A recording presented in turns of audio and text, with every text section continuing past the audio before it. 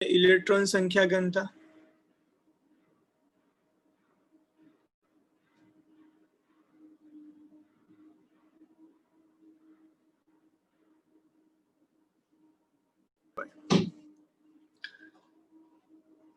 तो આપણે શુદ્ધ અર્ધવાહકમાં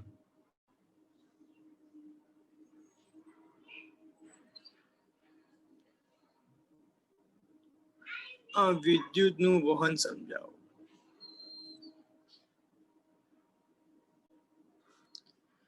તો શુદ્ધ અર્ધવાહકમાં આપણે વિદ્યુતનું વહન સમજવાનું છે. પહેલા આ પ્રશ્ન છે હું મારી રીતે સમજાવું છું અને પછી આપણે જે ટેક્સ્ટ બુકમાં લખ્યું છે એ પ્રમાણે થોડું સમજીએ કે ટેક્સ્ટ બુકમાં લખ્યા પ્રમાણે સમજીશું તો થોડું ખબર નહીં પડે એવું છે એટલા માટે. ઓકે, સાંભળો. ઓકે,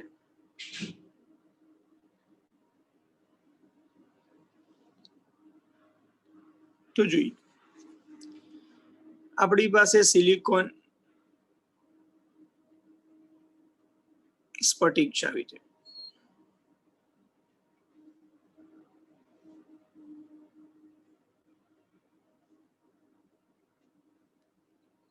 આ સિલિકોન સ્ફટિક છે.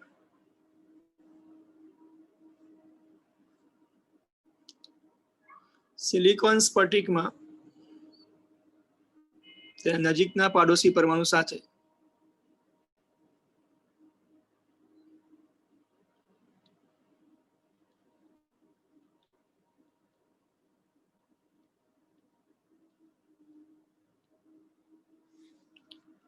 સહસંયોજક બંધથી શું કરે હોય જોડાયેલો હોય.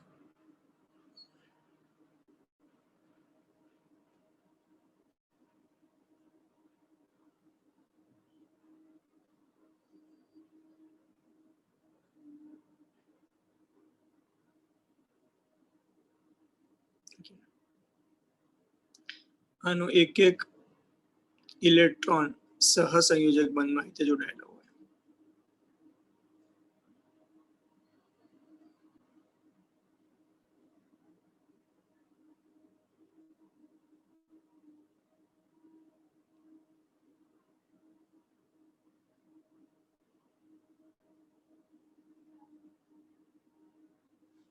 ઓકે, સામ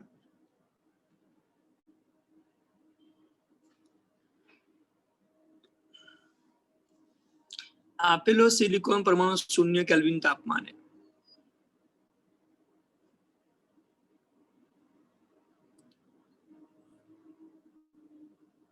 અવાહક તરીકે વર્તે. આપેલા સિલિકોન સ્ફટિકને જો ઓરડાના તાપમાને લાવવામાં આવે તો સહસંયોજક બંધ તૂટે. માની લો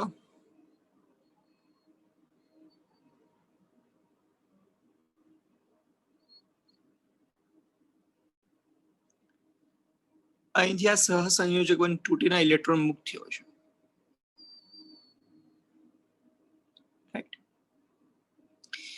એવી રીતે માની લો અહીંથી પણ સહસંયોજક બંધ તૂટીને ઇલેક્ટ્રોન મુક્ત થયો છે. ઓકે, સાંભળો ધ્યાનથી. જે આ ઇલેક્ટ્રોન મુક્ત થાય એને આપણે શું કહેતા? ઇલેક્ટ્રોન મુક્ત થાય તેને આપણે કહીએ મુક્ત ઇલેક્ટ્રોન.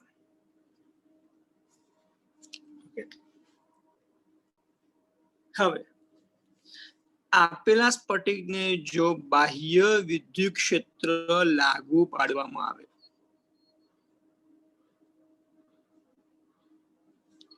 બાહ્ય વિદ્યુત ક્ષેત્ર એટલે કે બેટરી જોડવામાં આવે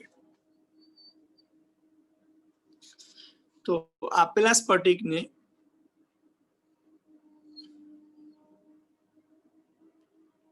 બાહ્ય વિદ્યુત ક્ષેત્ર લાગુ પાડતા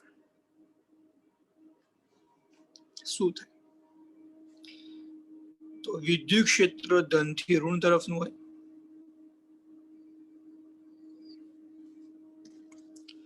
તો ઇલેક્ટ્રોન પર વિદ્યુત ક્ષેત્રની વિરુદ્ધ દિશામાં શું લાગે?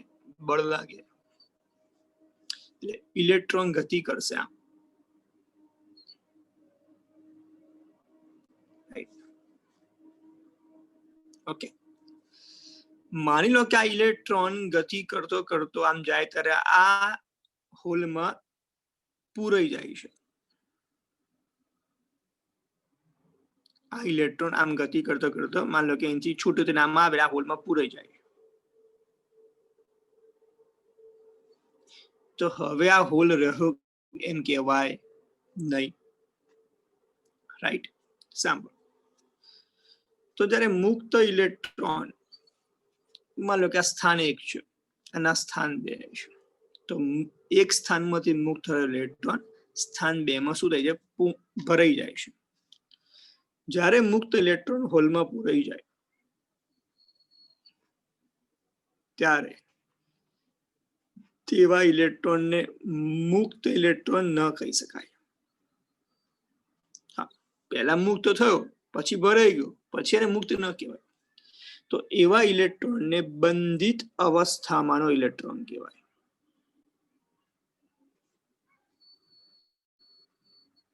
બોલો, કયો ઇલેક્ટ્રોન કહેવાય?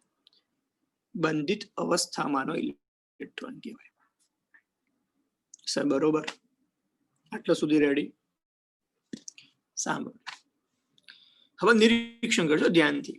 હું તમને સરસ એક આપણે ગેમ રમીએ છીએ, થોડું એનું ઉદાહરણ આપું. આપણે ખો ગેમ રમીએ છીએ. આવી રીતે 2 થાંભલા હોય, વચ્ચે ખેલાડી બેઠા હોય. મારા ખ્યાલથી 8 હોય છે. 8 હોય ને?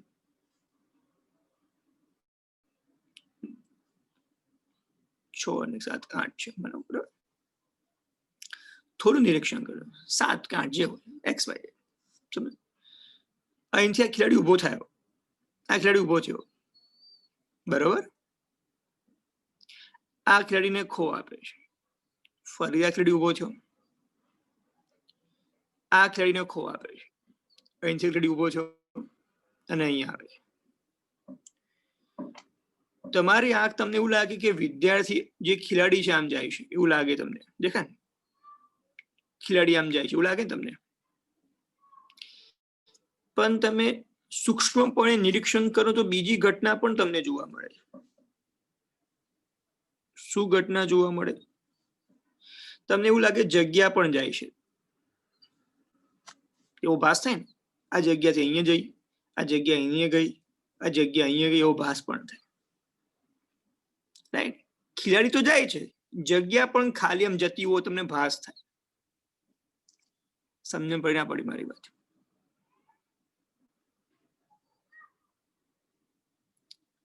વસ્તુનો ખ્યાલ ખબર પડી તમને? આ વસ્તુ ખેલાડી ઉભો છે એટલે જગ્યા ખાલી પડી,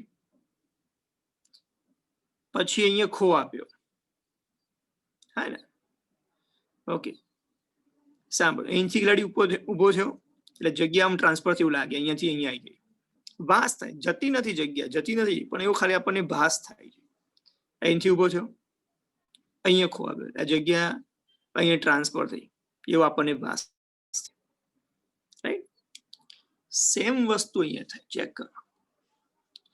જ્યારે ઇલેક્ટ્રોન આમ ગયો, આ અહીંયા ઇલેક્ટ્રોન પૂરાઈ ગયો, તો તમને એવું લાગે આ હોલ અહીંથી અહીંયા ટ્રાન્સફર થયો. દેખો, ઓકે. માનો કે ઇલેક્ટ્રોન આગળ પૂરાયો હોય તો અહીંથી ઉત્પન્ન થઈને અહીંયા ભરાઈ ગયો હતો, તો તમને લાગે અહીંથી અહીંયા ટ્રાન્સફર થયો, હોલ આમ ટ્રાન્સફર થયો એમ લાગે. સૂક્ષ્મ પાયે નિરીક્ષણ કરવામાં આવે તો ઇલેક્ટ્રોન જમણી બાજુ જાય છે તો હોલનું સ્થાનાંતર ડાબી તરફ છે. ઇલેક્ટ્રોનનું સ્થાનાંતર જમણી બાજુ છે તો હોલનું સ્થાનાંતર કઈ બાજુ છે? ડાબી બાજુ છે. હોલ ગતિ કરતા નથી, ફક્ત હોલ ગતિ કરે છે એવો આપણને ભાસ થાય છે. સમજણ પડી ના પડી?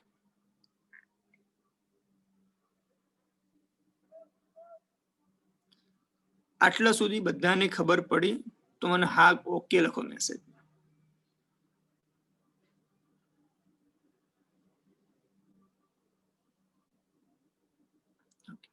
હવે સાંભળ્યું, હું વાક્ય શું બોલું સાંભળજો ધ્યાનથી. તો અર્ધવાહકમાં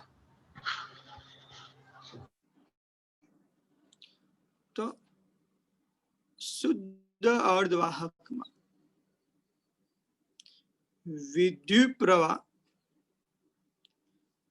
બે વાહકોને કારણે રચાય છે. એક મુક્ત ઇલેક્ટ્રોનના કારણે, નંબર 2 બંધિત અવસ્થામાં રહેલા ઇલેક્ટ્રોનના કારણે.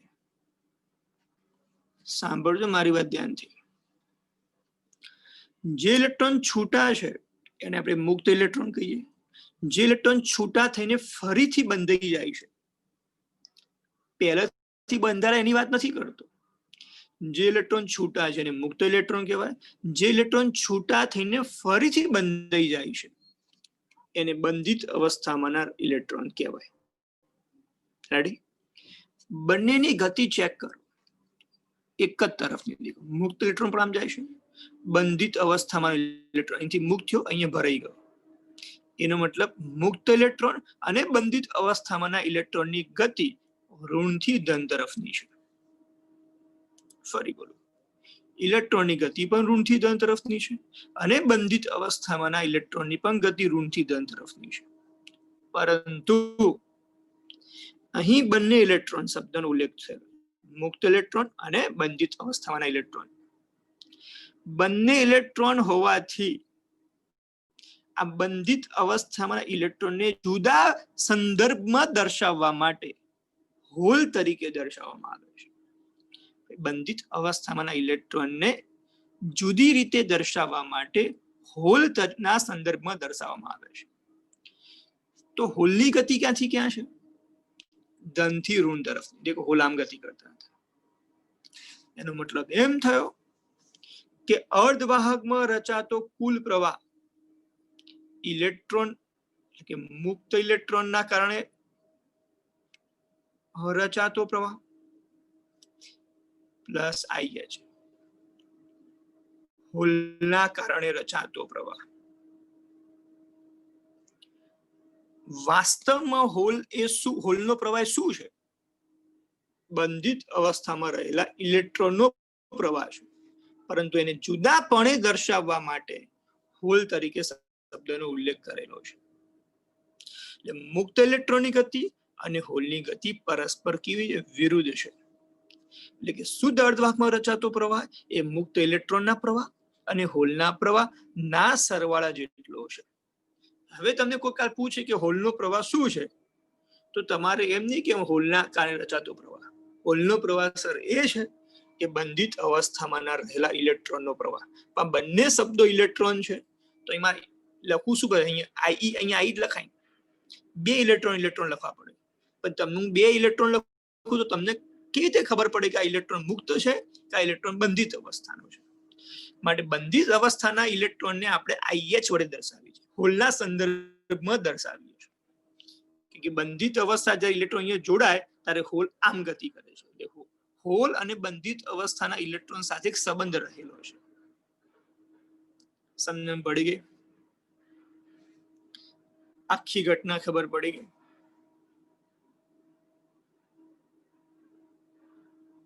બોલો, એકદમ ક્લિયર થઈ ગયું મગજમાં?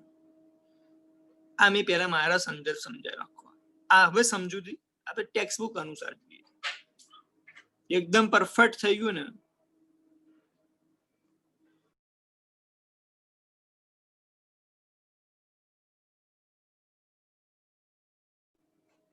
હવે ટેક્સ્ટ બુક અનુસાર જોઈએ આપણે લખાણ. થોડું ચેન્જીસ છે, બાકી બહુ જાજુ ચેન્જીસ નથી. ઓકે, તો હું તમને ટેક્સ્ટ બુક અનુસાર બતાવું.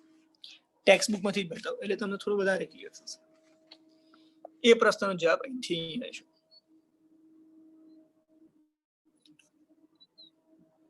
લખી શકો શુદ્ધ અર્ધવાહક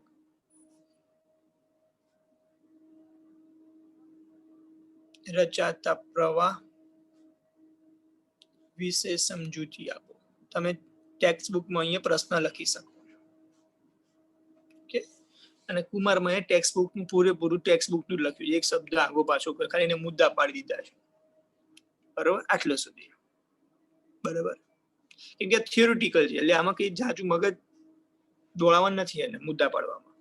પહેલો દેખો જેમ આપ્યું મેં હમણાં કીધું હતું અર્ધવાહકમાં પ્રવાહ કોના કોના કારણે રચાય? ઇલેક્ટ્રોનના હોલના કારણે રચાય. આને પહેલેથી સમજૂતી આપી દીધી. અર્ધવાહકોમાં ઇલેક્ટ્રોન ઉપરાંત હોલ પણ ગતિ કરે છે. હોલ ગતિ કરતા નથી, આપણને એવું શું થાય છે? ભાસ થાય છે. રાઈટ? ચલો આકૃતિમાં દર્શાવ્યા મુજબ સ્થાન 1 પાસે એક હોલ છે.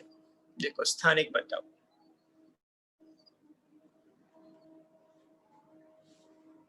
આપણી પાસે આ સ્થાન 1 છે, એની પાસે હોલ છે. ઓકે, પહેલેથી હોલ હોય નહીં એનો મતલબ એમ થયો કે આપેલા સ્ફટિકને કયા તાપમાને લાવ્યા હશે? ઓરડાના તાપમાને લાવ્યા હશે. ઓરડાના તાપમાને લાવ્યા હશે એટલે સહસંયોજક બંધમાં ભંગાણ સર્જાયું હશે. સહસંયોજક બંધમાં ભંગાણ સર્જાવાને કારણે ઇલેક્ટ્રોન મુક્ત થયો હશે. એટલે મેં આટલી તમને સમજૂતી આપી. ઇલેક્ટ્રોન મુક્ત થયો ઉષ્મીય ઉર્જાના કારણે. ઉષ્મીય ઉર્જા એટલે ઓરડાના તાપમાને લાવ્યા હોય. હવે જોજો, ઓકે, હું તમને ટેક્સ્ટ બુક થોડા કાપી લખ્યું છે, મેં તમને આગળ ડિટેલમાં સમજાવેલું છે. તો સ્થાન 1 પાસે એક હોલ છે. હોલની ગતિ આકૃતિ 2 માં દર્શાવ્યા મુજબ જોઈ શકાય છે. અને સીધું લખી દીધું હોલની ગતિ જોઈ શકાય છે, પણ કઈ રીતે એ હવે હું બતાવું છું. સ્થાન 2 પાસે કોવેલેન્ટ બોન્ડ એટલે સહસંયોજક બંધમાં રહેલો ઇલેક્ટ્રોન ખાલી સ્થાન 1 માં કૂદીને જાય છે. સ્થાન 2 પાસે રહેલો, આ સ્થાન 2 પાસે રહેલો આ ઇલેક્ટ્રોન માન લો, આ લઈ જાય ચોપડીમાં અહીંયા આપ્યો છે, બરાબર, અહીંયા આપ્યો છે. હવે આ ક્યારે અહીં કૂદીને જાય? જ્યારે અને સહસંયોજન જેટલી ઉર્જા આ તૂટે એટલી ઉર્જા આપીએ ત્યારે આ ઇલેક્ટ્રોન અહીંયા જાય એટલે અહીં પૂરાય. એટલે અહીંયા શું રચાશે? હોલ રચાશે. એટલે ઇલેક્ટ્રોન આમ ગયો, હોલ પાછળની સાઈડ આવ્યો. એટલે ઇલેક્ટ્રોનની ગતિ અને હોલની ગતિ કેવી થઈ? પરસ્પર વિરુદ્ધ દિશામાં થઈ. તો લખો સ્થાન 2 પાસેનો સહસંયોજક બંધમાં રહેલો ઇલેક્ટ્રોન ખાલી સ્થાન 1 માં કૂદીને જાય છે. આમ કૂદકા પછી હોલ સ્થાન 2 પાસે જાય છે. આ કૂદકા પછી હોલ સ્થાન 2 પાસે જાય. દેખો હોલ અહીં આવી ગયો, દેખો હોલ અહીં આવી ગયો. અને સ્થાન 1 પાસે ઇલેક્ટ્રોન હોય છે. સ્થાન 1 પાસે ઇલેક્ટ્રોન હોય છે. રેડી? બરોબર, આ ઘટના રીતે લખી છે. એટલે મેં તમને અહીંયા સમજાવ્યું પરસ્પર વિરુદ્ધ દિશામાં ગતિ કરી. હવે સાંભળો, હવે હું આના અહીંયા વિદ્યુત ક્ષેત્ર લાગુ પાડું. આ પ્લસ અને માઇનસ, તો વિદ્યુત ક્ષેત્ર ધન થી ઋણ તરફનું થાય. આ બુકમાં નથી આપી, હું બોલું છું. ઇલેક્ટ્રોન ક્યાં જશે? મુક્ત ઇલેક્ટ્રોન આમ ગતિ કરે, વિદ્યુત ક્ષેત્રની વિરુદ્ધ દિશામાં ગતિ કરે. બુક પર વાક્ય શું લખેલું જો? આપેલ ઇલેક્ટ્રોન વિદ્યુત ક્ષેત્રની અસર હેઠળ ઇલેક્ટ્રોન પ્રવાહ I મળે છે, પણ કઈ રીતે એનો ઉલ્લેખ નથી કર્યો. ઓકે, જેના પરિણામે આપેલ વિદ્યુત ક્ષેત્રની અસર હેઠળ ઇલેક્ટ્રોન પ્રવાહીમાં વિદ્યુત ક્ષેત્ર લાગુ પડે એવું બોલવાય કે વિદ્યુત ક્ષેત્ર લાગુ પડતા ઇલેક્ટ્રોન વિદ્યુત ક્ષેત્રની વિરુદ્ધ દિશામાં ગતિ કરે છે. તેના કારણે ઇલેક્ટ્રોન પ્રવાહ I રચાય છે. રાઈટ? હવે જોજો, યાદ રહે વચ્ચે વાક્ય લખ્યો, હોલની ગતિએ જ્યારે પણ સ્ફટિકમાં કોઈ બંધ ખાલી હોય ત્યારે બંધિત ઇલેક્ટ્રોનની વાસ્તવિક ગતિ દર્શાવવાની એક સગવડભરી પદ્ધતિ છે. હવે એની કોઈ જરૂર નથી ઉપર. હવે વાક્ય જો, આ વાક્ય શું? આપણે કન્ફ્યુઝ કરે વાક્ય. હોલની ગતિએ જ્યારે પણ સ્ફટિકમાં કોઈ બંધ ખાલી હોય ત્યારે બંધિત ઇલેક્ટ્રોનની વાસ્તવિક ગતિ દર્શાવવાની સગવડભરી પદ્ધતિ. મેં હમણાં જ કીધું કે બંધિત અવસ્થામાં રહેલા ઇલેક્ટ્રોનને આપણે હોલના ગતિના સંદર્ભમાં દર્શાવીએ છીએ. કોના સંદર્ભમાં દર્શાવીએ છીએ? હોલની ગતિના સંદર્ભમાં આપણે દર્શાવીએ છીએ. તો લખીએ હોલની ગતિ એ શું છે? બંધિત ઇલેક્ટ્રોનની વાસ્તવિક ગતિ દર્શાવવાની એક સગવડભરી પદ્ધતિ છે. હોલની ગતિ એ જ બંધિત અવસ્થાના ઇલેક્ટ્રોનની ગતિ છે. ઓકે, એટલે કે વિદ્યુત ક્ષેત્રની અસર હેઠળ હોલ ઋણ સ્થિતિમાન તરફ ગતિ કરે. દેખો હોલ આ બાજુ આવે છે, દેખ આકૃતિમાં હોલ ડાબી બાજુ આવે એટલે ઋણ સ્થિતિમાન તરફ ગતિ કરે, જ્યારે મુક્ત ઇલેક્ટ્રોન ધન સ્થિતિમાન તરફ ગતિ કરે. અને બંધિત અવસ્થામાં ઇલેક્ટ્રોન પણ ધન સ્થિતિમાન તરફ ગતિ કરે. પણ બંધિત અવસ્થામાં ઇલેક્ટ્રોનને આપણે કોના સંદર્ભમાં દર્શાવી છે? હોલના સંદર્ભ. હોલ ઋણ તરફ ગતિ કરે, મુક્ત ઇલેક્ટ્રોન ધન તરફ ગતિ કરે. તો લખીએ વિદ્યુત ક્ષેત્રની અસર હેઠળ હોલ ઋણ સ્થિતિમાન તરફ ગતિ કરે છે, તેને કારણે રચાતો પ્રવાહ IH છે. આમ કુલ પ્રવાહ ઇલેક્ટ્રોન હોલના પ્રવાહના સરવાળા જેટલો હોય છે. રેડી થઈ ગયું? એટલે જે મેં સમજાવ્યું એ જ છે, પણ અહીં થોડા વાક્યો કાપી લખેલા છે.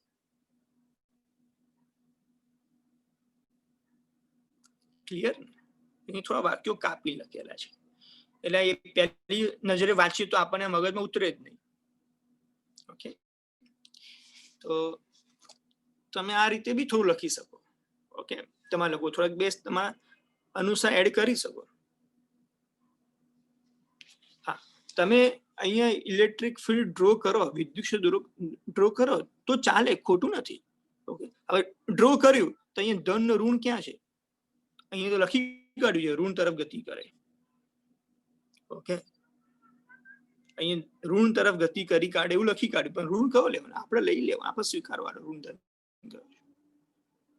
સમજ પડે? જે બાજુ ઇલેક્ટ્રોન જાય એ બાજુ ધન છે રાખવાનું, જે બાજુ હોલની ગતિ બતાવી હોય એ બાજુ ઋણ છે રાખવાનું. બરોબર? હવે હું આખો પ્રશ્ન નો જવાબ મારી રીતે બોલું છું. ઓકે, આ આકૃતિ ઊભી બતાવી છે, મેં અહીંયા આડી દોરી છે. પછી આમાં વાંધો ના ઉઠાવતા કે સર આમાં ઊભી દોરી તમે આડી કેમ દોરી છે? એટલે વિદ્યુત ક્ષેત્ર ગમે ત્યાં લાગુ પાડી શકાય. હા, ફરી બોલ આખો પ્રશ્ન. 0 કેલ્વિન તાપમાને સિલિકોન સ્ફટિક અવાહક તરીકે વર્તે છે. અવાહક તરીકે વર્તે એનો મતલબ બધા જ સહસંયોજક બંધમાં ઇલેક્ટ્રોન ગોઠવાયેલા હોય.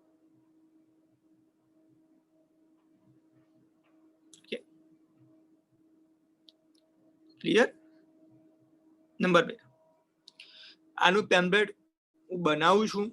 ઓકે, તમને બની જશે એટલે મોકલી દઈશ. આનું બનાવ્યું નથી. ઓકે, તમે ચિંતા ના કરશો, આનું પેમ્પલેટ બની જશે હું મોકલી દઈશ તમને. ઓકે, ચિંતા ના, અથવા તમે થોડું લખી કાઢજો તમારે. ઓકે, ફરી બોલો. આપેલો સ્ફટિક 0 એટલે હું 1 ની 3 થી 4 વખત બોલું એટલે તમને લખવા તમને થોડા અમુક મુદ્દા યાદ આવી જશે. 0 કેલ્વિન તાપમાને સિલિકોન સ્ફટિક અવાહક તરીકે વર્તે છે. ઓરડાના તાપમાને સિલિકોન સ્ફટિકના સહસંયોજક બંધમાં ભંગાણ સર્જાતા ઇલેક્ટ્રોન મુક્ત થાય છે. મુક્ત થયેલા ઇલેક્ટ્રોનને મુક્ત ઇલેક્ટ્રોન તરીકે ઓળખવામાં આવે છે. આપેલા સ્ફટિકને બાહ્ય વિદ્યુત ક્ષેત્ર લાગુ પાડતા ઇલેક્ટ્રોન ધન છેડા તરફ ગતિ કરે છે. ધારો કે સ્થાન 1 પાસે એક ઇલેક્ટ્રોન મુક્ત થયેલો છે, સ્થાન 2 પાસે એક હોલ છે. જ્યારે ઇલેક્ટ્રોન સ્થાન 2 પાસેના હોલમાં પૂરાઈ જાય છે ત્યારે સ્થાન 1 સાથે હોલ રચાય છે. એટલે કે હોલની ગતિ અને મુક્ત ઇલેક્ટ્રોનની ગતિ પરસ્પર વિરુદ્ધ પ્રકારની છે. ઇલેક્ટ્રોન આ બાજુ ગતિ કરે, હોલ આ બાજુ ગતિ કરે છે. ઘણી વખત ઇલેક્ટ્રોન તેના માર્ગમાં આવતા હોલમાં પૂરાઈ જાય છે ત્યારે તેવા ઇલેક્ટ્રોનને બંધિત અવસ્થામાંનો ઇલેક્ટ્રોન કહે છે. મુક્ત ઇલેક્ટ્રોનને કારણે રચાતા પ્રવાહને IE વડે દર્શાવવામાં આવે છે, જ્યારે બંધિત અવસ્થામાંના ઇલેક્ટ્રોનને આપણે હોલના સંદર્ભમાં દર્શાવીએ છીએ. અહીં હોલની ગતિ ઋણ સ્થિતિમાન તરફની હોવાથી તેના કારણે રચાતો પ્રવાહ IH છે. આમ અર્ધવાહકમાં રચાતો કુલ પ્રવાહ મુક્ત ઇલેક્ટ્રોન અને હોલના પ્રવાહના સરવાળા જેટલો હોય છે. ક્લિયર આખો પ્રશ્ન?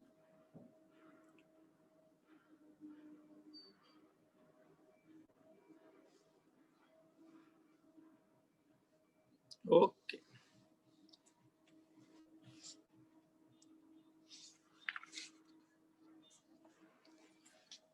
ઓકે. હવે એક ટોપિક આગળ આવશે, એક એવો પ્રશ્ન મનમાં એવું થાય, સર એવું બને ખરું કે બધા સહસંયોજક બંધ તૂટી જાય? આવું ક્યારે ન બને. સાંભળજો મારી વાત ધ્યાનથી, મગજ માનો કે અહીંથી સહસંયોજક બંધ તૂટ્યો, માનો કે અહીંથી 10 તૂટે તો સામે 10 બંધાય, સમજ્યા? જેટલા 10 ઇલેક્ટ્રોન મુક્ત તો સામે બંધાતા જાય. એનો મતલબ ઉત્પન્ન થવાનો દર અને સંયોજનનો થવાનો દર સરખો હોય. ઓકે, બધા તૂટી જાય તો આખો સ્ફટિક ખરાબ થઈ જાય, તો પ્રવાહ મળી જ ન શકે. હા ને, બધા ઇલેક્ટ્રોન તૂટી જાય તો શું થાય? હોલ પુરાય નહીં. હોલ ન પુરાય તો શું થાય? બંધિત અવસ્થામાં ઇલેક્ટ્રોન ન મળે. બંધિત અવસ્થામાં ઇલેક્ટ્રોન જ ન મળે તો પ્રવાહ રચાશે જ નહીં. એનો મતલબ જેટલો તૂટે એ સામે સંયોજન જોડાવાનો દર પણ એટલો જ હોય. ઓકે, એટલે પુનઃ સંયોજનનો દર જોવા મળે એની અંદર. ઓકે, હવે ધ્યાનથી સાંભળજો.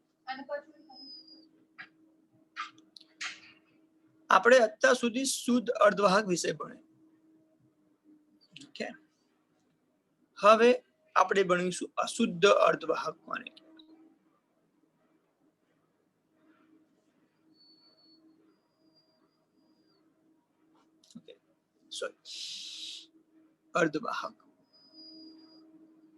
અર્ધવાહક, અશુદ્ધ અર્ધવાહક. ઓકે,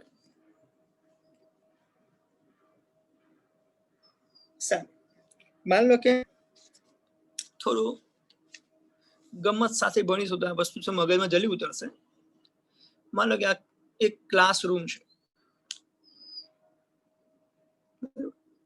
આ બાજુ બેન્ચીસો મૂકી છે, આ બાજુ બેન્ચીસો મૂકી છે.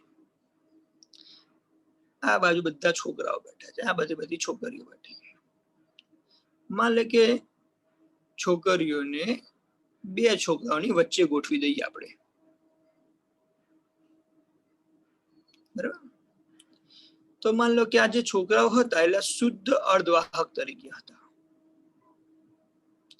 બહારથી છોકરીઓ આની અંદર આપણે ઉમેરી, જે ઉમેરી અને અશુદ્ધિ કહેવાય. તો શુદ્ધ અર્ધવાહકમાં આપણે અશુદ્ધિ ઉમેરીએ અને જે નવા પ્રકારના અર્ધવાહકો રચાય, જે નવા લક્ષણો જોવા મળે, એને શું કહેવાય? અશુદ્ધ અર્ધવાહક કહેવાય. ઓકે, તો શું વ્યાખ્યા છે? શુદ્ધ અર્ધવાહકમાં બહારથી અશુદ્ધિ ઉમેરવામાં આવે તો ત્યારે રચાતા અર્ધવાહકને અશુદ્ધ અર્ધવાહક કહે છે. એટલે વ્યાખ્યા આવડી ગઈ. પહેલા બધું સમજી લે, પછી આપણે 24 ના બધા મુદ્દા સમજીશું. ઓકે, ફરીથી, શુદ્ધ અર્ધવાહકમાં બહારથી અશુદ્ધિ ઉમેરવામાં આવે ત્યારે મળતા અર્ધવાહકને અશુદ્ધ અર્ધવાહક કહે છે. હવે તો વ્યાખ્યા તો આપણને ખબર છે. શુદ્ધ અર્ધવાહકમાં આપણે શું બહારથી અશુદ્ધિ મેળવી પડે. હવે પ્રશ્ન થાય, આજે અશુદ્ધિ ઉમેરી એ કેટલા પ્રકારની હોય? ઓકે, અશુદ્ધિ 2 પ્રકારની હોય. ઓકે, એક ટ્રાયવેલેન્ટ અને પેન્ટાવેલેન્ટ. જો આ શુદ્ધ અર્ધવાહક જે છોકરા હતા એમાં ટ્રાયવેલેન્ટ અશુદ્ધિ નામ જાય તો કયો અર્ધવાહક બને? અને પેન્ટાવેલેન્ટ અશુદ્ધિ ઉમેરીએ તો કયો અર્ધવાહક બને? જો ટ્રાયવેલેન્ટ અશુદ્ધિ ઉમેરીએ તો પી અર્ધવાહક બને, અને જો પેન્ટાવેલેન્ટ અશુદ્ધિ ઉમેરીએ તો એન અર્ધવાહક બને.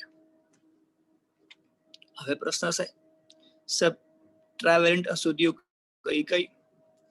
તો આપણને ટ્રાયવેલેન્ટ અશુદ્ધિ તો ખબર છે, એલ્યુમિનિયમ છે, બોરોન છે, એ બધી શું ટ્રાયવેલેન્ટ અશુદ્ધિ આવે. હા ને, તો સર પેન્ટાવેલેન્ટ અશુદ્ધિ કઈ? ઓકે, તો પેન્ટાવેલેન્ટ અશુદ્ધિ તરીકે પહેલું, ઓકે, આર્સેનિક. ફોસ્ફરસ એ બધી શું છે પેન્ટાવેલેન્ટ અશુદ્ધિ છે. ઓકે, આમાં એલ્યુમિનિયમ, બોરમ, ઇન્ડિયમ એ બધી શું કહેવાય ટ્રાવેલેન્ટ અશુદ્ધિ. ઓકે, આર્સેનિક, ફોસ્ફરસ એ બધી કેવી કહેવાય છે પેન્ટાવેલેન્ટ અશુદ્ધિ તરીકે ઓળખવામાં આવે છે. જો ટ્રાવેલેન્ટ અશુદ્ધિ ઉમેરીએ તો પી અર્ધવાહક બને, પેન્ટાવેલેન્ટ અશુદ્ધિ ઉમેરીએ તો શું કહેવાય એન અર્ધવાહક બને છે. રાઈટ, ક્લિયર આટલા સુધી?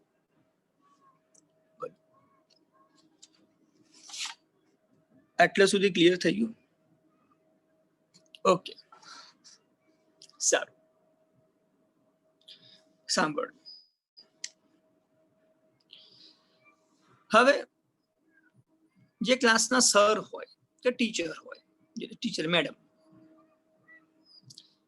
સરે કર્યું શું કે છોકરીઓને છોકરાની વચ્ચે ગોઠવ્યા. એ ગોઠવવા માટે જે સરે જે પ્રક્રિયા કરી એને ડોપિંગ કહેવાય. શું કહેવાય? ડોપિંગ. ડોપિંગ એટલે ઉમેરવું. તો અશુદ્ધિઓને શુદ્ધ અર્ધવાહકમાં જે નાખવાની જે પ્રક્રિયા છે એને શું કહેવાય? ડોપિંગ કહે છે. તો ફરી બોલું, શુદ્ધ અર્ધવાહકમાં હેતુપૂર્વક જાણી જોઈને, ફરી બોલું, શુદ્ધ અર્ધવાહકમાં હેતુપૂર્વક અશુદ્ધિઓ જે ઉમેરીએ છે એ પ્રક્રિયાને ડોપિંગ કહે છે. અને જે અશુદ્ધિ ઉમેરીએ છે એને ડોપન્ટ્સ કહેવાય. ઓકે, ફરી, જે અશુદ્ધિ ઉમેરી એને શું કહેવાય? એ પ્રક્રિયાને ડોપિંગ કહેવાય.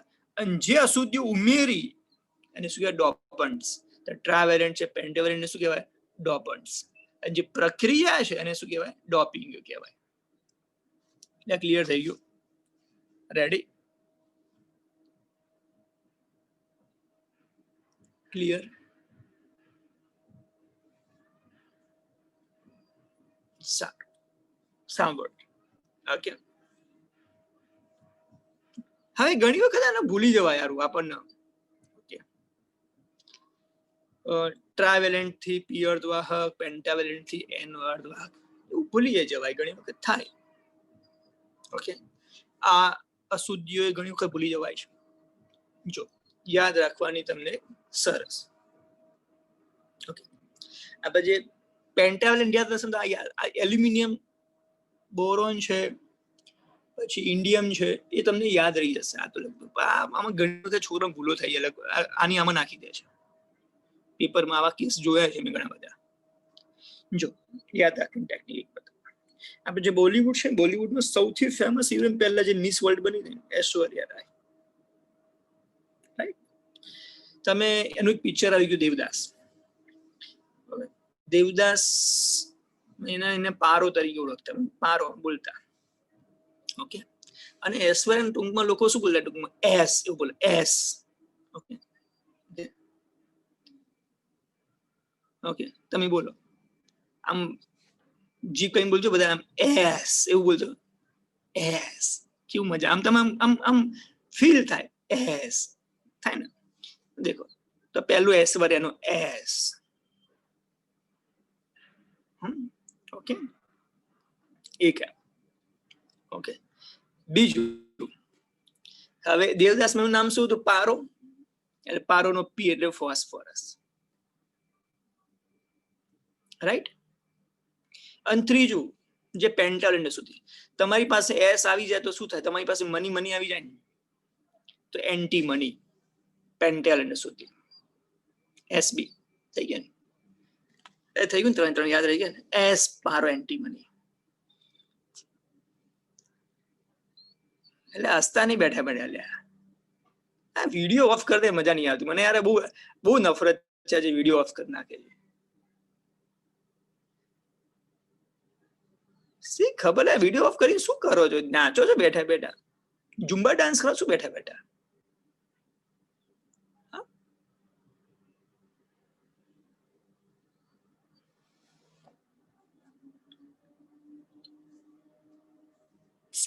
કાલ ગઈ ને, હવે ક્રિસમસ ની પાર્ટી નહીં થવાની હોય, ચિંતા ના કરશો.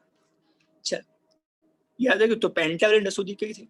એસ એટલે આપણે આર્સેનિક, પારો એટલે ફોસ્ફરસ, અને મની એટલે એન્ટી મની એટલે એસબી આપણે. ઓકે, તો આનાથી p અર્ધવાહક બને, આનાથી n અર્ધવાહક બને. બરાબર, આટલા સુધી રેડી બધાને? હવે હું આટલી હવે પ્રશ્ન મનમાં થાય કે સર આ શુદ્ધ અર્ધવાહકમાં અશુદ્ધિ ઉમેરવાથી થાય શું? ઓકે, તમે વસ્તુ લોજિક વિચારો. તમે આજે આપણે ક્લાસરૂમ હતો, તો આમ તૈયાર થઈ જાય. આ છોકરાઓની લાઈનો હતી બધી, બેઠો છોકરાઓ અહીંયા બેઠા હતા, છોકરીઓ બધી અહીંયા બેઠી હતી. આ બે છોકરાઓ છે, બરાબર, આ બધી છોકરીઓ હતી. ઓકે, એક છોકરીને આપણે વચ્ચે ગોઠવીએ તો શું થાય? આ છોકરાઓ મસ્તી કરતા બંધ થઈ જાય, કાં તો આની કાર્યક્ષમતા કરવાની, કામ કરવાની કાર્યક્ષમતા વધી જાય. કે આપણી પોલ શું કરે બતાવીએ આપણે, હા ને? સેમ વસ્તુ આજે તમે સેમ વસ્તુ કે ભાઈ શુદ્ધ અર્ધવાહકની વાહકતા વધારવી છે, એની ગતિશીલતા જબરજસ્ત વધારવી છે, બહારથી અશુદ્ધિ ઉમેરી દો. પ્રવાહ એકદમ સ્પીડથી જોવે છે મારે, અતિશય ફાસ્ટ પ્રવાહ જોવે છે. તો શુદ્ધ અર્ધવાહકમાં બહારથી અશુદ્ધિ ઉમેરવાથી તેની વાહકતા શું થઈ જાય છે? વધી જાય છે. રાતે 10 વાગે ઊંઘતો હોય તો રાત્રે પછી 2 વાગે 3 વાગે ઊંઘે. સાચી વાત ખોટી વાત? એ વાહકતા વધી જાય. આનું આ કામ છે, અશુદ્ધિ ઉમેરવાનું કામ છે, આની વાહકતા વધારવાનું. ઓકે, બધા પોઈન્ટ બધા બોલું ફરી વાર. ઓકે, હવે બધા પોઈન્ટ ક્લિયર થઈ જશે. સાચી વાત છે. તમે દેખો, પેલા જેને મેરેજ થતા ના થાય ને રાત્રે 12 વાગે ઘેર આવતો, જેવા મેરેજ 8 વાગે આવી જાય, સીધો થઈ જાય. રાઈટ, એકદમ સીધો 8 વાગે 9 વાગે ઘેર પહોંચી જાય. વાહકતા સેટ કરી નાખે, વેડફી ના નાખે. ઓકે, સારું. ઓકે, અત્યારે લગ્નની સિઝન એવા આવશે, અત્યારે કમ ઉર્જા છે.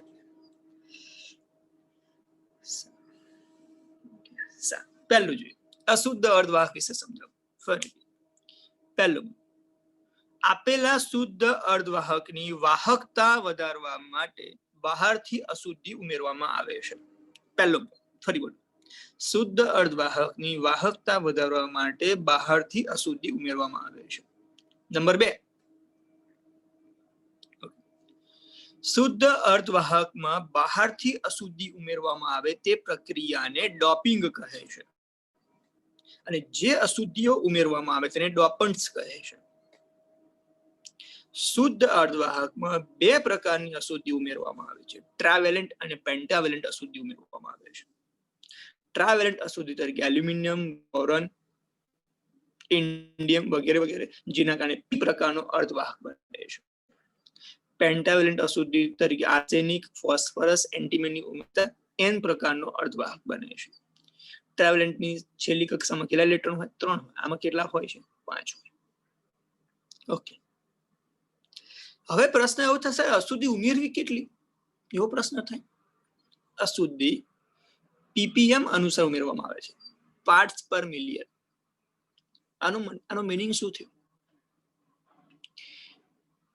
10⁶ એટલે 10 લાખ 10 લાખ શુદ્ધ અર્ધવાહકના સિલિકોન પરમાણુની એક અશુદ્ધિ ઉમેરવાની. સાંભળજો, કેટલી અશુદ્ધિ ppm? પાર્ટ્સ પર મિલિયન. 10 લાખ તમે શુદ્ધ સિલિકોનના પરમાણુ લો ત્યારે એક અશુદ્ધિ ઉમેરવાની. ત્યારે કેટલી અશુદ્ધિ ઉમેરવી પડે? એક અશુદ્ધિ આપણે ઉમેરવી પડે. ઓકે, હવે સર આટલા 10 લાખ એ એક અશુદ્ધિ શું કામ થવાનું છે? ઓકે ઓકે, એના માટે તમને મસ્ત આનાથી થાય શું છે? 10 લાખ વચ્ચે એક અશુદ્ધિ એવું શું કામ કરી નાખે? 10 લાખને ફેરવી નાખીને આનો મતલબ એમ થયો, એક જ અશુદ્ધિ 10 લાખને ગુમાવી દે, એનું મગજ જ ખાલી કરી નાખે, જેમ કે એમ જ કરે. તમે જોજો ઘટના, હું સમજાવું થોડું. તમે જો અમિતાભ બચ્ચન એક પિક્ચર દેખ્યું, સત્ય પે સત્તા પિક્ચર દેખ્યું હતું? દેખ્યું છે કોઈ? સત્ય પે સત્તા પિક્ચર હેમા માલિની સાથેનું છે. કોક વાર જોજો, ઓકે, યુટ્યુબ પર સર્ચ મારી કોક વાર જોજો, ટાઈમ સત્ય પે સત્તા મૂવી, ઓકે, ટીવી પર પણ મૂકે છે ઘણી વખત. એમાં 7 ભાઈઓ છે, ઓકે, એ અમિતાભ બચ્ચન 7 ભાઈઓ છે, સાથે કહીએ ને ગોળા જેવા હારા, હા ભમેલા, એમને નાતે કેવી રીતે નાવું એ ખબર નહીં એમને હોતી, ઓકે, એવા ગોળા. આ અમિતાભ બચ્ચન હેમા માલિની સાથે હિરોઈનમાં પ્રેમ થઈ જાય છે, અને હેમા માલિનીના 7 ભાઈઓના ઘરે આવે છે, જોવે છે ને એ ગોળી થઈ જાય કે આમને કેવી રીતે હાચવવા, જંગલી કરતે બધા છે. એક જ સ્ત્રીએ સાથે 7 જણનું જીવન બદલી કાઢે છે, એક જ સ્ત્રી. હવે તમે વિચારો, સાથે 7 વ્યક્તિનું જીવન બદલે ક્યારે? હવે માન લો કે ફોર એક્ઝામ્પલ બાજુના પડોશી આપણા ઘરમાં આવે કે આપણા ઘરે રહેવું છે, અને તમારે જે મેઇન જગ્યા તમારા પપ્પા બેસતા હોય સોફાની મેઇન જગ્યા પર, એમ કે બાજુવાળી તમે ઉભા થઈ મારે ત્યાં બેસવાનું છે, તો તમે બેસવા દો? ના બેસવા દો. ઓકે, તો આજે જે હેમા માલિની આવે છે, સાથે 7 ભાઈઓના કેન્દ્ર સ્થાને રહીને લોકોને સાચવે છે. શેમાં? એક જ અશુદ્ધિ જે શુદ્ધ અર્ધવાહકમાં આવે ત્યારે કેન્દ્ર સ્થાને એવી રીતે ગોઠવાય કે સાથે 7 વ્યક્તિનું જીવન જે બગાડતું, એવી રીતે 10 લાખ સ્ફટિકનું જીવન નથી બગાડતું. એ સ્ફટિક એવા ને એવા જ રહે છે, બસ એની કાર્યક્ષમતા વધારી દે છે. યોગ્ય સમય જે પેલા 7 ભાઈઓ ઉઠી જાય છે, યોગ્ય સમય કામ કરવા જતા રહે છે, બધું જ શીખવાડી દે છે હેમા માલિની એ પિક્ચરમાં. એ રીતે એક જ અશુદ્ધિ 10 લાખ અણુઓને એક્ઝેક્ટ એવું શીખવાડી દે કે વાહકતા કેવી રીતે વધારવી, સૂક્ષ્મ પાયા ક્રિયા થાય. સ્ફટિકનું સ્ટ્રક્ચર બદલાતું નથી, સ્ફટિકનું સ્ટ્રક્ચર એવું ને એવું જ રહે છે, ફક્ત એમના કેન્દ્ર સ્થાને ગોઠવાઈ જાય અને 10 લાખ પરમાણુનું શું કહે છે, વાહકતા વધારી નાખે છે. આ અશુદ્ધિ અર્ધવાહકનું કામ છે. અને આનો એટલો બધો વ્યવહારમાં આપણે ઉપયોગ કરીએ છીએ, એટલો બધો, અતિશય, તમે કલ્પના નહીં કરતા. તમે જે બી વસ્તુ વાપરો એમાં આ વસ્તુ ઉપયોગ થાય. ઓકે, તમે તમારો ફોન જુઓ, ઘરનું ગીઝર દેખો, ટીવી દેખો, એલઈડી દેખો, બલ્બ, જે બી વસ્તુમાં તમારે ઇલેક્ટ્રોનિક્સ પરિપતો એની અંદર આ શુદ્ધ અર્ધવાહકનો ઉપયોગ હોય જ છે. પહેલા લોકોને ટીવી ચાલુ બંધ કરવા જેવું ખબર, ત્યાં ટીવીની આગળ સ્વિચ ઓફ હોય, કરવા જવું પડતું. હવે આપણે ખુરશીમાં બેઠા બેઠા ટીવીને ચલાવી શકીએ છીએ. એટલે આપણી વાહકતામાં શું થયું કહેવાય, વધારો કે આપણે વારંવાર ઊભું ના થવું પડે. ઓકે, તો ફરીથી આખો પ્રશ્ન એક વખત હું રિપીટ કરું, બોલું. ઓકે, શાંતિથી કેમ ચલાવજો, આ બધે એક એક વસ્તુ તમને મગજમાં ડિટેલમાં સમજાતો જો, જેથી પાછળના જે ટોપિક બધા તમને મગજમાં વ્યવસ્થિત સેટ થઈ જાય. ફરી અશુદ્ધ અર્ધવાહક કહેવાય.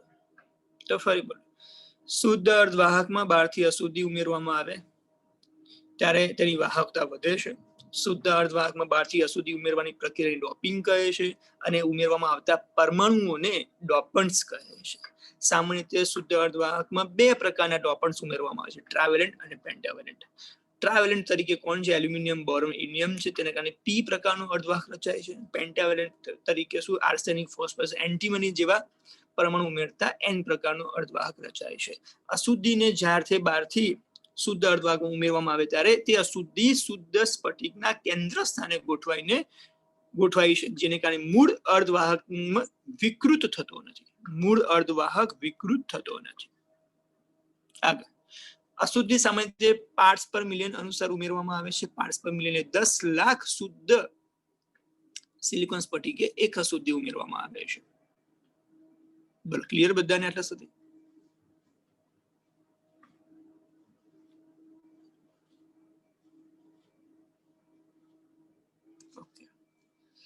હવે પહેલો અર્ધવાહક આપણે ભણીએ, એન અર્ધવાહક વિશે. ઓકે, જોજો, અમે જોજો સ્ટોરીથી આપણે સમજીએ થોડું,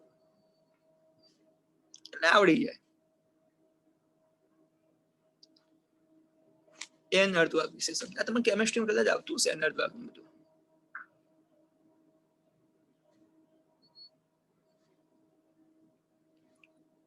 કેમિસ્ટ્રીમાં નહીં આવતું? આવતું હોય એન અર્ધવાહક, પી અર્ધવાહક નહીં આવતું. નહીં આવતું એમ? શું વાત છે. સારું ભાઈ, જૂની ટેક્સ્ટ બુકમાં તો આવતું જ કદાચ. હા,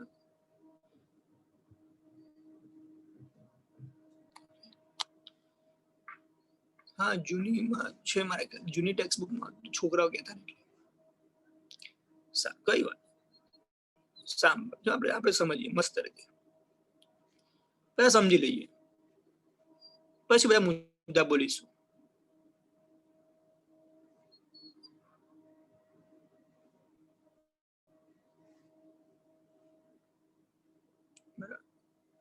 અહીંયા બધા પરમાણુ ઇલેક્ટ્રોન છે, બરોબર.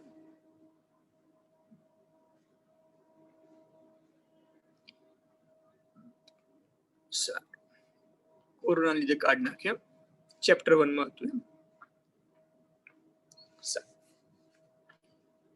સાંભળ,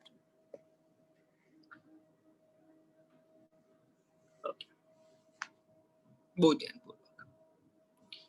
આ બધાની પાસે +4 ઇલેક્ટ્રોન છે. ઓકે, આ બધાની પાસે +4, આની પાસે +4. એક વખત આ જે સિલિકોન જે છે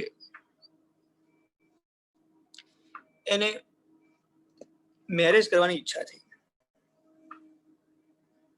બરોબર. સારું, તો આ સિલિકોન જે ફાધર છે એમને 4 છોકરા હતા, 1 2 3 ને 4. જે સિલિકોન જેના છે ને એના ફાધર ને, આ જે સિલિકોન જે મેન છે એને 4 છોકરા હતા. આ સિલિકોન ને જે 4 છોકરા મેરેજ કરાવવા હતા.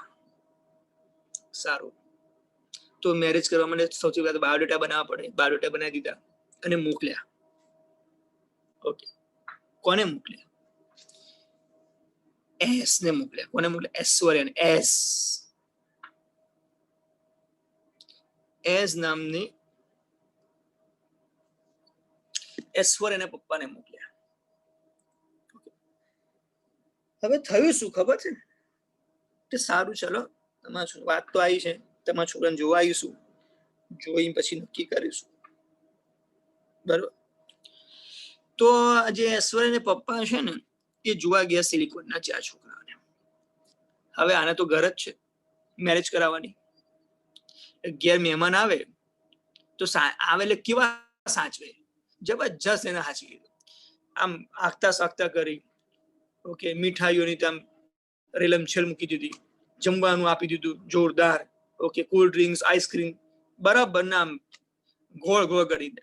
જમીન 2 વીઘા તો 10 વીઘા બતાવી દીધી.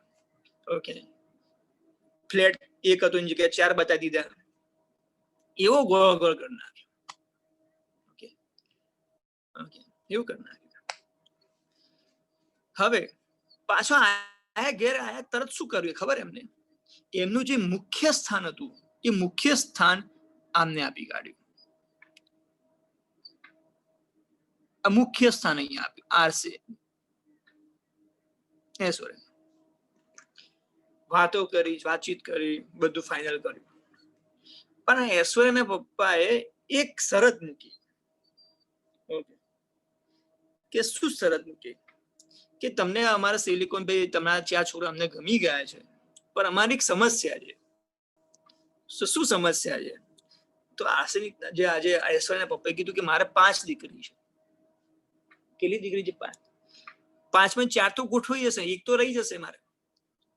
મારે એવું નથી, મારે તો 5 ને એક જ જગ્યા આપવી છે. તો સિલિકોને શું કીધું? આવા તો એક એક્સ્ટ્રા વાંધો નહીં ભાઈ, આવા તો એક્સ્ટ્રા વાંધો નહીં. 4 તો અમે લઈ જઈશું, એક મૂકીશું અમે એક્સ્ટ્રા અહીંયા, કોઈ વાંધો નહીં, આવી વાંધો. તો 4 જે જ્યાંની 5 દીકરીઓ હતી ને, ઓકે, એ 4 તો ગોઠવાઈ ગઈ સાથે, પણ એક જે દીકરી હતી એ છૂટી રહી ગઈ. હા, તો શું થયું? એક સુધી મુક્ત થઈ. તો આર્સેનિકે આને શું કર્યું? સિલિકોને શું આપે? દાન આપ્યું. લઈ જા મારી દીકરી દાનમાં, માટે આને ડોનર અશુદ્ધિ તરીકે ઓળખવામાં આવે છે. કઈ અશુદ્ધિ કહેવાય ભાઈ? ડોનર. ઓકે, તો 4 જે ઇલેક્ટ્રોન તો હતા સિલિકોનના, સાથે ઇલેક્ટ્રોન તો સહજ સંયોજક બંધમાં ગોઠવાઈ જાય, પણ એક ઇલેક્ટ્રોન છે આપેલા સ્ફટિકમાં મુક્ત થાય છે. ઓકે, આમ આર્સેનિક જે પરમાણુ છે સિલિકોન સ્ફટિકને એક ઇલેક્ટ્રોનનું દાન કરે છે, માટે આવી અશુદ્ધિને ડોનર અશુદ્ધિ તરીકે ઓળખવામાં આવે છે. ઓકે, હવે જે ઇલેક્ટ્રોન મુક્ત થયો એને કેટલી ઉર્જા આપીએ તો એક ગતિ ઉર્જા પ્રાપ્ત કરે? તો સાંભળજો, જો આ સ્ફટિક સિલિકોન નો હોય, મુક્ત થયેલા ઇલેક્ટ્રોનને આપણે 0.05 ઇલેક્ટ્રોવોલ્ટ, અને જો જર્મેનિયમ નો સ્ફટિક હોય તો 0.01 ઇલેક્ટ્રોવોલ્ટ ઉર્જા આપીએ તો ઇલેક્ટ્રોન શું કરે છે? ગતિ કરવા લાગે છે. સાંભળજો, આપેલા જો સ્ફટિકને આપણે ઓરડાના તાપમાને લાવીએ તો સહસંયોજક બનતો તૂટે તો ખરો જ, સાથે સાથે સહસંયોજક બંધમાં રહેલા ઇલેક્ટ્રોન પણ શું થાય? મુક્ત થાય. આમ આપેલા સ્ફટિકમાં ઇલેક્ટ્રોનની સંખ્યામાં શું થાય? વધારો થાય. દેખો, અહીંયા 2 ઇલેક્ટ્રોન થયા ત્યારે એક જ હોલ રચાય, તો ઇલેક્ટ્રોનની સાપેક્ષે હોલની સંખ્યા કેવી છે? ઓછી છે. એટલે કે આવા સ્ફટિકમાં મુખ્ય વીજભાર વાહકો તરીકે કોણ છે? ઇલેક્ટ્રોન છે. અને ગૌણ વીજભાર વાહકો તરીકે કોણ છે? હોલ છે. ઇંગ્લિશમાં મેજોરિટી ચાર્જ કેરિયર કહેવાય, અને માઇનોરિટી ચાર્જ કેરિયર કહેવાય. Majority, minority. એટલે કે આવા સ્ફટિકમાં મુખ્યત્વે રચાતો પ્રવાહ કોના કારણે થાય? ઇલેક્ટ્રોન દ્વારા થાય છે. ઇલેક્ટ્રોન પરનો વીજભાર કેવો હોય છે? ઋણ હોય છે. અને ઋણને આપણે ઇંગ્લિશમાં શું કહીએ? નેગેટિવ કહીએ. નેગેટિવ નો પ્રથમ શબ્દ શું છે? એન છે. માટે આવા અર્ધવાહકને એન અર્ધવાહક તરીકે ઓળખવામાં આવે છે.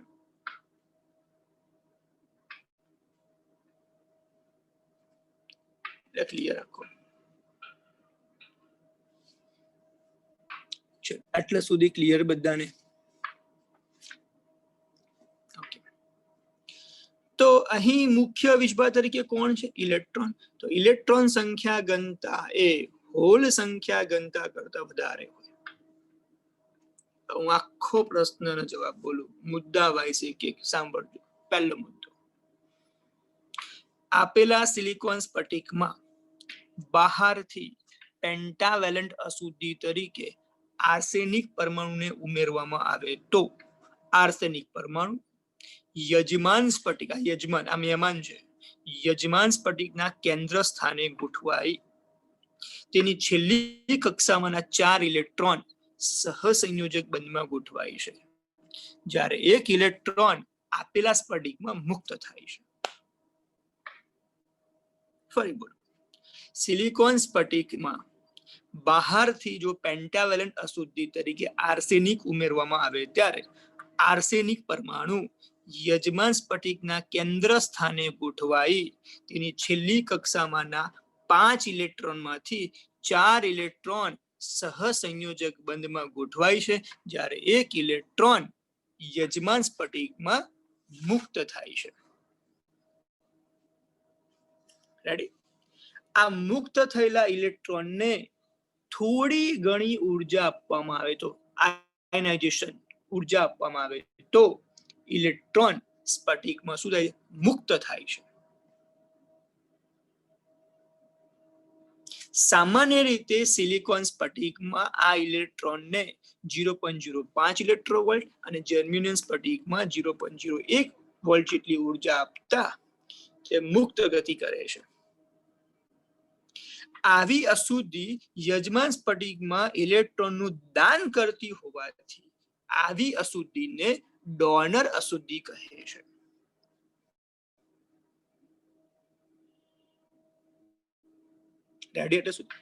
ઉપરાંત ઓરડાના તાપમાને સ્ફટિકને લાવતા સહસંયોજક બંધમાં ભંગાણ સર્જાતા ઇલેક્ટ્રોનની સંખ્યામાં વધારો થાય છે. આમ આપેલા અર્ધવાહકમાં મુખ્ય વીજભાર તરીકે ઇલેક્ટ્રોન અને ગૌણ વીજભાર તરીકે હોલ આવેલા હોય છે. આમ આવા સ્ફટિકમાં વિદ્યુતનું વહન મુખ્ય વીજભાર તરીકે ઇલેક્ટ્રોન દ્વારા થાય છે. અહીં ઇલેક્ટ્રોન પરનો વીજભાર ઋણ હોવાથી તેને અંગ્રેજીમાં નેગેટિવ કહેતા, નેગેટિવનો પ્રથમ અક્ષર લખતા આવા અર્ધવાહકને એન અર્ધવાહક તરીકે ઓળખવામાં આવે છે. એન અર્ધવાહકમાં ઇલેક્ટ્રોન સંખ્યા ઘનતા એ હોલ સંખ્યા ઘનતા કરતા વધારે હોય છે, માટે n of E greater than n of H. બોલો તૈયાર બધાને?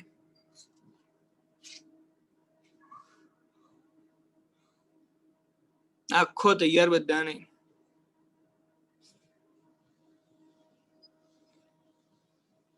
હવે જોજો, મારી વાત સાંભળજો, વિચારીને જવાબ આપજો.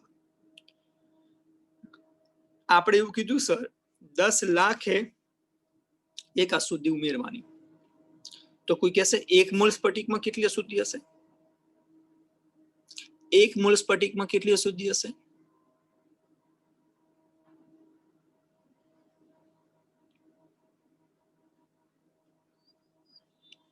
જો 10 લાખે એક અશુદ્ધિ થાય, 1 મોલમાં 10⁻23 આવે, 6.023 માં 10⁻23 આવે, તો 10⁻17 જેવી થાય. 23 માંથી 6 10⁻17 થાય, જેટલી અશુદ્ધિ આપણે 1 મોલ સ્ફટિકમાં ઉમેરવી પડે. એક્સ્ટ્રા નોલેજ પૂરતું. તો 1 મોલ સ્ફટિકમાં કેટલી અશુદ્ધિ આવે? 10⁻17 જેટલી હોય. અને ધાતુઓમાં 1 મોલમાં 10⁻23 જેટલી હોય છે ધાતુઓમાં, 10⁻23 10⁻22, અને અર્ધવાહકમાં 10⁻17. માટે એવું કહેવામાં છે અર્ધવાહકની વાહકતા ધાતુઓ કરતા થોડી ઓછી છે, એ 10⁻17 જેટલામાં 10⁻23 જેટલા ઇલેક્ટ્રોન છે. બોલો, એને અર્ધવાહક ખબર પડી ગઈ? ઓકે, તૈયાર? પરફેક્ટ.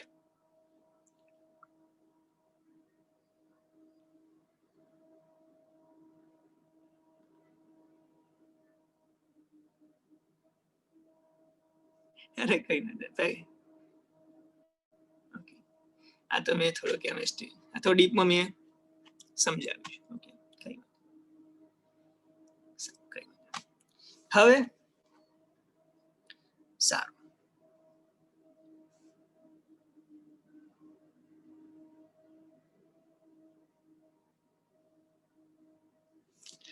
થેન્ક યુ, ખૂબ ખૂબ આભાર, ખૂબ ખૂબ આભાર. સારું, બધાને તૈયાર પ્રશ્ન? ચલો ગર્લ્સ બધાને તૈયાર? અરે મને કેમિસ્ટ્રી નથી આવડતું, ખરેખર નથી આવડતું મને કેમિસ્ટ્રી. તમે ભલે બધા કહેતા મને કેમિસ્ટ્રી આવડે, પણ મને કેમિસ્ટ્રી નથી આવડતું. સૌથી કાચમ કાચું કેમિસ્ટ્રી મારું છે.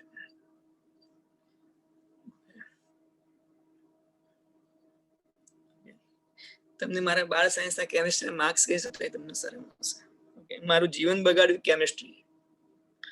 ઓકે, સાચી વાત છે.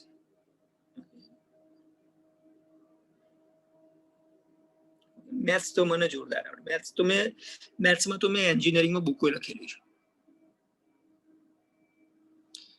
ઓકે, એન્જિનિયરિંગમાં ડિપ્લોમાની બુકો મેં લખેલી છે.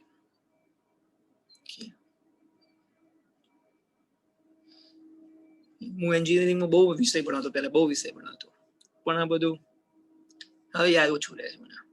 બસ કેમિસ્ટ્રી મને નહીં આવડતું. આ બધા મને ઘૂસતું જ નહીં. મને આલ્કેન, આલ્કીન, આલ્કાઇન એ બધું ઘૂસતું જ નહીં મગજમાં.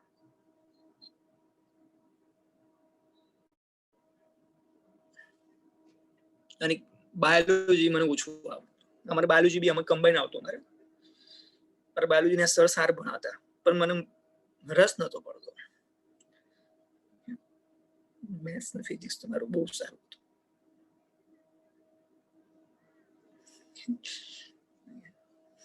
ઇંગ્લિશ તો યાર ઇંગ્લિશ તો ગોન છે સબ્જેક્ટ.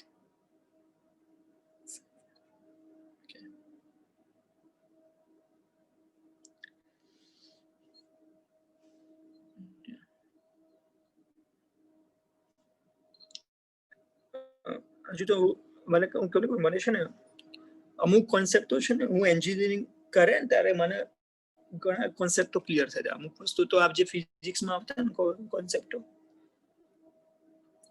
તમને તમને નહીં હોય. આપણે ચેપ્ટર નંબર 3 માં ખબર પેલો અનંત લંબાઈના તાર વાળો દાખલો છે, અવરોધ વાળો, ખબર આપણે પેલો વધારાના સ્વાધ્યાયમાં તો અનંત લંબાઈના, એમાં તમને ખબર હોય તો આપણે સમતુલ્ય અવરોધની જગ્યાએ આપણે એક્સ લખીએ છીએ. હા, સમતુલ્ય અવરોધની જગ્યાએ આપણે એક્સ ધારો તો અનંત લંબાઈના તારનો અવરોધ એક્સ. ઓકે, પછી તમે એ જરૂર અમારા ઉદાહરણમાં આવતું મારા 12 સાયન્સમાં. ઓકે, એ વખતે મને ખબર, અમારા સરના ખબર નથી એક્સ કેમ હોતા. હું એન્જિનિયરિંગમાં ગયો ત્યારે મને ખબર પડી જાય. અમુક કોન્સેપ્ટ એન્જિનિયરિંગમાં મારા બહુ વધારે થયા હતા અને અમુક કોન્સેપ્ટ એન્જિનિયરિંગ પત્યા પછી હારા થયા. તો વાંચો, રીડિંગ કરવાનું થોડું. ઓકે, એટલે હું વિદ્યાર્થીને વધારે કહું રીડિંગ ધ્યાનપૂર્વક કરવાનું, સમજી. ઓકે, અમુક વસ્તુ આપણે ગોખીએ, સાચી વાત છે. હું બધા વિષયની વાત કરું, એટલા ફિઝિક્સ માટે નહીં, દરેક વિષયની. ઓકે, મને યાદ છે હું તમને કહું, હું જ્યારે એન્જિનિયરિંગ પત્યું ને ત્યારે હું એક માર્કોનિસ કંપનીમાં ઇન્ટરવ્યુ આપવા ગયેલો. ઓકે, હા, મારો પર્સનલ તમને એક્સપિરિયન્સ કહું. અને ઇન્ટરવ્યુ હું ફ્રેશર્સ હતો. ઓકે, ફ્રેશર્સના પહેલા શરૂઆતમાં આપણને જ્યારે ઇન્ટરવ્યુ ત્યારે ભાઈ ઇન્ટરવ્યુ લેનાર બહુ ઓલ્ડેજ હતા, 62-64 વર્ષના હશે મારા ખ્યાલથી, એટલા ઉંમર એમની હતી, ઓલ્ડેજ હતા. એ ત્યાં જોબ કરતા. ઓકે, એમને મારું ઇન્ટરવ્યુ લીધું. લગભગ નહીં હોય ને એમને 50 મિનિટ સુધી મને પ્રશ્નો પૂછ્યા, સતત કોન્સ્ટન્ટ, એક પર એક 50 મિનિટ સુધી. તમે એ વખતે, અને એ વખતે બી સરસ બધા જ અમુક 2-3 મને નતા બી આવડે. અને મને એમનું માલિક આવે છે, એમને કીધું કે પછી કે લઈ જા મને અમદાવાદ ઓફિસમાં. અને એ વખતે હું ટ્યુશન બી કરતો જોડે જોડે થોડા. સ્ટાર્ટિંગમાં મારો આવ્યો ને જોબ, ત્યારે મને એમને ઓફર આપી હતી મને સરસ કે તારા માટે 3 મહિનામાં તું ગમે ત્યારે જોબ આવે ને લેવા તો તને આપવાની. મારો પર્સનલ ફર્સ્ટ ટાઈમ તમને કીધું, આજ સુધી મેં વાત કોને કરી દે. પણ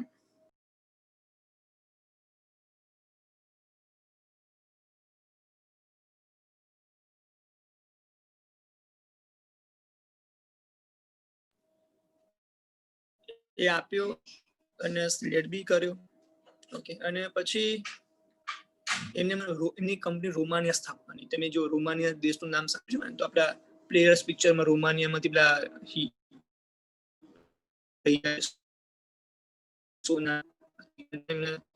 મંદિરમાં જાઓ ને ત્યારે ક્યારે બી ભગવાન સાથે માગણી નહીં કરવી સીધી. ઓકે, હંમેશા ભગવાનને પેલા વખાણ કરવા,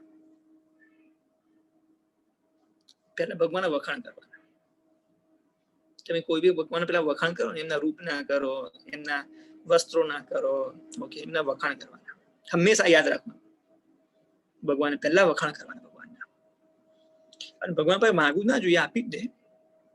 થોડા આને પછી એક્સ્ટ્રા નોલેજ છે એની પર, બહુ 2-3 વસ્તુ જોરદાર છે એક્સ્ટ્રા નોલેજ, કે ભગવાન પાસે કેવા સમય ભગવાન આપણને કઈ વસ્તુ આપે, કયા સમય ન આપે, એનું રીઝન છે થોડા. ઓકે, 2-3 વસ્તુ ડિસ્કસ નથી કરતો. પણ જાઓ ત્યારે પહેલા ભગવાન હંમેશા વખાણ કરો, પહેલા સાચા દિલથી ભગવાનને પગે લાગવું.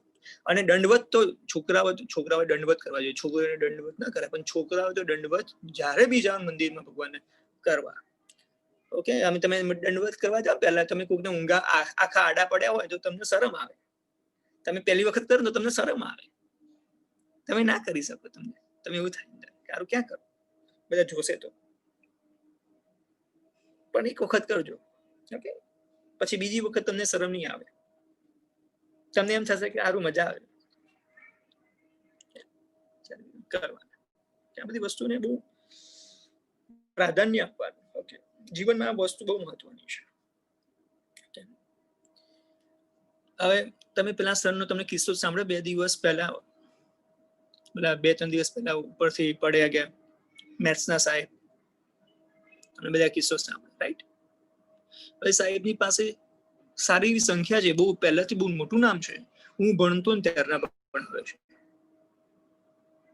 બરોબર, મારી જોડે કોલેજમાં છોકરા હતા, એની જે ટ્યુશન વાળા બી આવતા હતા, ભણતો ત્યારે પણ. ઓકે, તો એ સાહેબને એવું શું થઈ ગયું છે આવું થાય?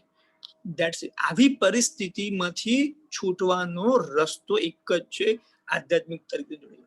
આવા વિચારો ક્યારે આવે ખબર છે માણસ? ઓકે, ભગવાનની તમે સેવા હંમેશા કરો ને હૃદયપૂર્વક, તો તમને ભગવાન હંમેશા મદદ કરશે. આ લાઈવ એક્ઝામ્પલ હું છું. તમને આ બધી વસ્તુ તમને કહેવું, બધી જ વસ્તુ કામમાં આવશે. ક્યારેય પણ ભગવાનનો સાથ નહીં છોડવાનો, ગમે તેવી પરિસ્થિતિ. હંમેશા ભગવાન. સારું, ચાલો આજના લેક્ચરમાં આપણે આટલું રાખીએ. હરે કૃષ્ણ. હરે કૃષ્ણ સર. હરે કૃષ્ણ.